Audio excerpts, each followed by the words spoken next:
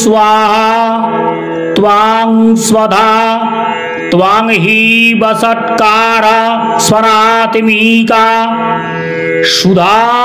त्वामक्षरे नित्ये त्रिधा मात्रात्मिका स्थिता अर्धमात्रा स्थिता नित्या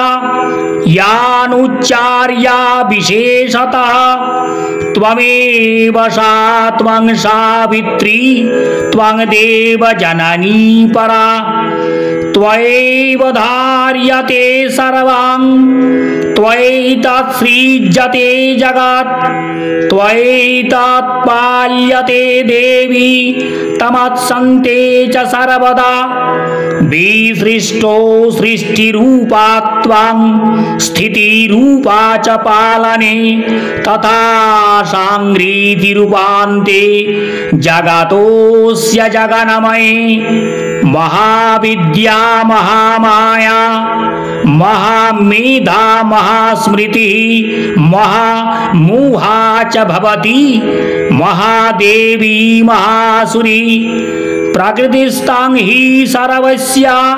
गुणत्रयविभाविनी कालरात्रिर्महारात्रिर्मोहरात्रिश्च दारुणा त्वां श्री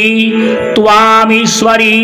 त्वां ह्रीस्त्वां बुद्धिर्बोधलक्षणा लज्जा पुष्टिस्तथा तुष्टि त्वां शान्ति अक्षान्तिरेव च खड्गिनी शूलिनी घोरा गदिनी चक्रिणी तथा सांखिनी चापिनी बाणा